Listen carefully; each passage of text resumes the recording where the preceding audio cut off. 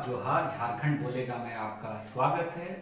आज हम चर्चा करेंगे समस्याओं पर जो भारत को गुजरना पड़ रहा है, उसके बारे में हम सोचेंगे कि आखिर ये स्थिति भारतवर्ष में क्यों बनी हुई है। एक तरफ जहां हम बात कर रहे हैं कि एक महामारी जो पूरे विश्व में फैला हुआ है, जो कोविड-19 का दंश है, वो भारत में भी एक रूप ले चुका है, विकराल रूप ले चुका है। लगभग 12 लाख लोग से ज्यादा लोग इस बीमारी से ग्रसित हो चुके हैं और विभिन्न प्रदेशों में अभी भी लॉकडाउन की स्थिति बनी हुई है। सरकार ने इस पे जो है उचित कदम उठाते हुए विभिन्न घोषणाएं की हैं। इसके अलावे हम राजनीतिक उथल पुथल भी विभिन्न प्रदेशों में देख रहे हैं। जहां तक राजस्थान की बात है कि इस परिस्थिति में भी लोग सरकार बनाने और बिगाड़ने में लगे हुए हैं। जनता की उनको कितनी परवाह है, ये सोचने की बात है।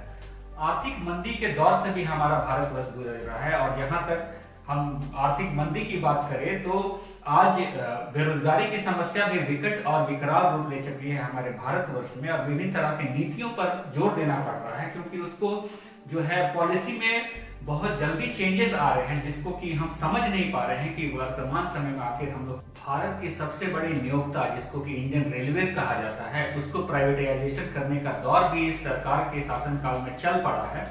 और हमने देखा कि 151 ट्रेनें जो 109 रूट पे चलती हैं, उनको जो है प्राइवेटाइज किया जा रहा है, उनको प्राइवेट हाथों में देने का बात किया जा रहा है। इसके अलावा पीयूष गोयल के द्वारा ये बयान आया है कि रेलवे स्टेशनों को भी प्राइवेट हाथों में दिया जाएगा, उसकी ऑक्शन की जाएगी।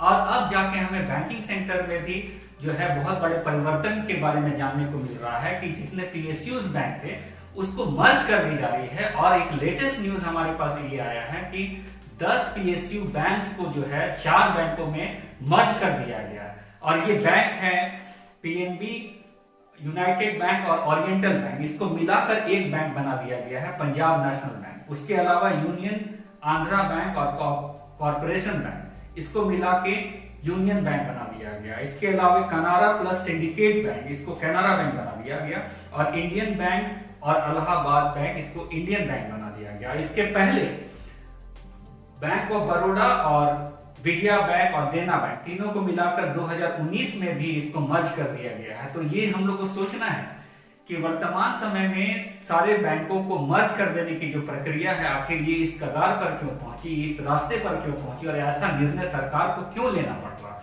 तो हम लोगों ने पहले भी जाना कि एक एनपीए जो है, जो जिसको एनपीए नॉन परफॉर्मिंग एसेट, जो सीतारमन जो वित्त मंत्री है हमारे भारतवर्ष के, उनके द्वारा बताया गया था कि ये 8.41 लाख करोड़ रुपए से भी ज्यादा हो गया था। और इसके जो अंश थे, 90% से ज्यादा अंश पीएसयूज बैंक के द्वारा एनपीए थे। तो ये भी एक कारण है कि इन बैंकों को मर्ज किया जा रहा है, क्योंकि कॉस्ट कटिंग करना जरूरी है। क्योंकि बैंक को स्थापित करने के लिए एक मिनिमम जो अमाउंट होना चाहिए किसी भी बैंक में, वो जरूरी है एक बड़ा बैंक बनाने के लिए। और इसको लेकर कठोर निर्णय सरकार के द्वारा लिया गया है।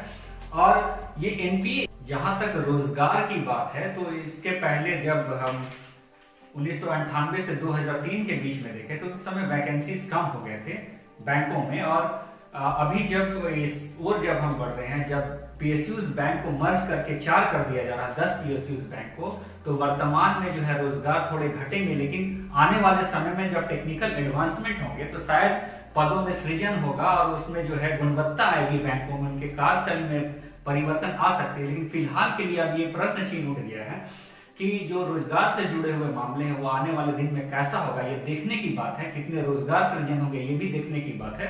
तो जितने भी हमारे लोग जुड़े हैं, आज देख रहे हैं इस कार्यक्रम को, आप हमसे बने हुए रहें, जुड़े हुए रहें। हमारे कार्यक्रम को ज्यादा से ज्यादा लाइक करें, शेयर करें, सब्सक्राइब करें और हमसे जुड़े हुए रहें और हमारे साथ